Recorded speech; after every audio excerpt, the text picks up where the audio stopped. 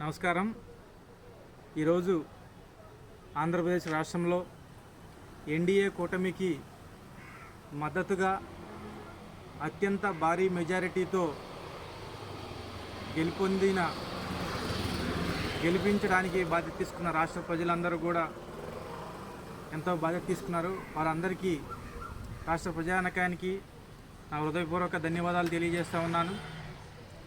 అదేవిధంగా ఈ రాష్ట్రంలో యానాది మహానాడు సంఘం ఆధ్వర్యంలో ఎన్డీఏ కూటమికి సంబంధించి 20 నియోజకవర్గాల్లో పెద్ద ఎత్తున మా లీడర్లందరూ కూడా పనిచేయడం జరిగింది. అనుకున్న రీతిలో రాష్ట్రంలో ఎన్డీఏ కూటమి గెలుపులో గిరిజనుల్లో యానాదులు ముఖ్య పాత్ర పోషించడం జరిగింది. ఈ సందర్భంగా రాష్ట్రంలో గిరిజనులకు అదేవిధంగా గిరిజనులు ఉన్నటువంటి యానాదులకు అందరికీ నా తరపున హృదయపూర్వక ధన్యవాదాలు తెలియజేస్తున్నాను.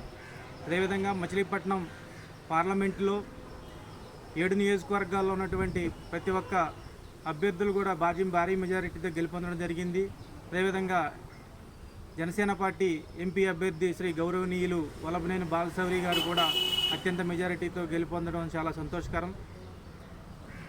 దానిలో భాగంగా అవనిగడ్డ నియోజకవర్గం జనసేన పార్టీ అభ్యర్థులు గౌరవనీయులు శ్రీ మండల బుద్ధప్రసాద్ గారికి, మచిలీపట్నం అసెంబ్లీ అభ్యర్థి తెలుగుదేశం పార్టీ గౌరవనీయులు శ్రీ కొల్లు రవీంద్ర గారికి, పెడన నియోజకవర్గం గౌరవనీయులు శ్రీ కాగిత కృష్ణప్రసాద్ గారికి, గుడివేడ నియోజకవర్గం వెనుగండ్ల రాము గారికి, అదేవిధంగా పామరు నియోజకవర్గం గౌరవనీయులు శ్రీ వర్ల కుమార్ రాజా గారికి అందరికీ కూడా నా తరపున హృదయపూర్వక శుభాకాంక్షలు తెలియజేస్తున్నాను.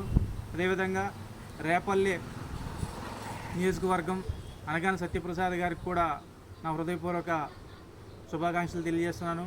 అలాగే ఏమూరు నియోజకవర్గం నక్క ఆనందబాబు గారికి నా హృదయపూర్వక శుభాకాంక్షలు తెలియజేస్తున్నాను. అదేవిధంగా విజయవాడ పశ్చిమ నియోజకవర్గంలో ఎన్డీఏ కూటమిలో భాగంగా బీజేపీ అభ్యర్థి యలమంచిలి సుజనా చౌదరి గారికి కూడా నా హృదయపూర్వక శుభాకాంక్షలు తెలియజేస్తున్నాను.